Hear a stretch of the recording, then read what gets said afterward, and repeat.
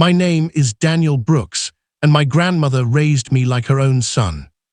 She's the kind of woman who waves at every neighbor, bakes cookies for delivery guys, and still watches black and white movies every night. Her house at Maple Ridge Estates had been her home for over 40 years.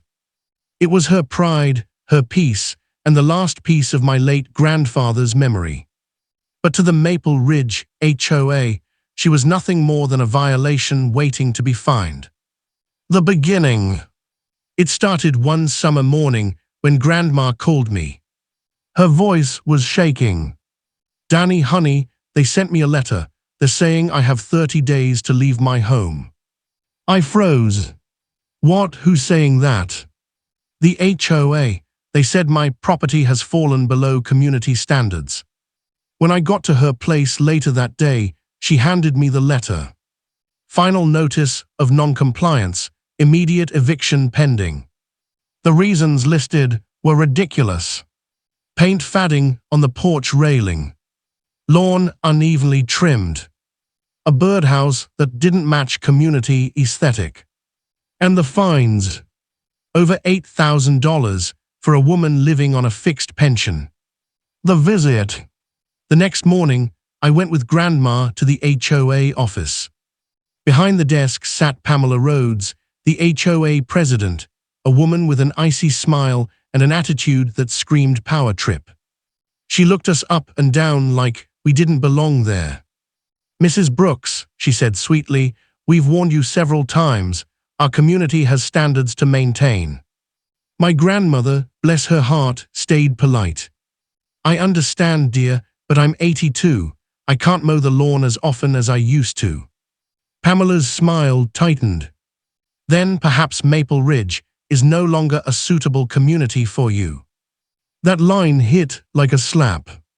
I stepped forward. "You can't just throw her out over grass and paint." Pamela's tone turned sharp.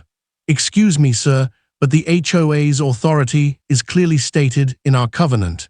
If your grandmother cannot comply, she'll need to vacate." I clenched my jaw. Grandma put a hand on my arm, whispering, "Danny, it's okay." But it wasn't okay. Not even close. Digging deeper. That night, I started digging through the HOA's bylaws. Guess what I found? Buried in the fine print was a clause stating that HOA-imposed fines must first go through local code enforcement, which they hadn't done. Every single dollar they fined her for was illegally charged. And it got worse. I found posts in a local neighborhood forum. Turns out Pamela had been targeting elderly homeowners, slapping them with violations until they sold their houses. The rumor. She was flipping those homes through a relative's real estate firm at a profit. My blood boiled. They weren't enforcing standards. They were running a scam. The plan. I'm a lawyer, a defense attorney, actually. So I did what I do best, build a case. I pulled property records, recorded HOA meetings, and requested financial disclosures under the state's Homeowners Protection Act. The numbers didn't lie. Pamela had diverted nearly $200,000 from maintenance fees into a private account. I had everything I needed. But before taking it public, I wanted one thing. To make Pamela say those words on record. The confrontation. I called for a special HOA meeting and made sure it was open to the public. Pamela thought she was about to embarrass Grandma. She had no idea she was walking into her own trap. When the meeting started, she smiled that fake smile again. "Mr. Brooks," she said condescendingly, "we are here to discuss your grandmother's non-compliance." "Actually," I said calmly, "we are here to discuss your non-compliance."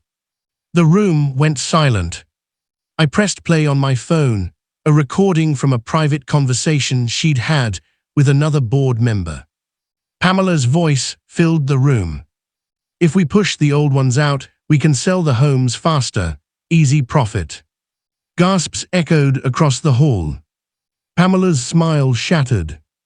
Then I dropped the financial records on the table.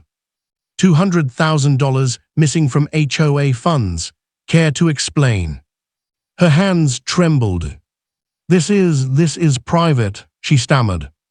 Not anymore, I said. You stole from this community, you threatened my grandmother, and you violated state law. The crowd erupted, angry neighbors shouting, demanding answers. Pamela tried to escape, but I had already called the police. 2 officers entered, and after reviewing the evidence, escorted her out in handcuffs. The aftermath. The story made local headlines the next day. HOA president arrested for elderly exploitation and fraud. The state attorney's office charged her with embezzlement, elder abuse, and fraud. But the best part, every homeowner she'd wronged got their fines cancelled and refunded, including Grandma. When I told her the news, she just smiled, eyes shining with tears. "Oh, Danny," she whispered, "your grandfather would be proud." The rebuild. Over the next few months, the HOA board was replaced with decent people, honest neighbors who actually cared about the community. They even voted to start a senior assistance program, helping older residents with maintenance for free. And Grandma's house. The neighbors repainted the porch, mowed her lawn, and even rebuilt her birdhouse, the same one Pamela once called non-compliant. It stood proudly in her yard, painted bright yellow. Epilogue. One evening, we sat together on her porch, watching the sunset. She handed me a plate of cookies, just like she used to when I was a kid. "Danny," she said softly, "thank you for standing up for me." I smiled. "You stood up for me my whole life, Grandma. It was my turn." She chuckled. "Do you think they'll ever learn?" "Maybe not," I said, "but they'll definitely remember." The camera pans out, golden sunlight, laughter fading into soft music. When you fight for family, you don't just win battles. You change the rules.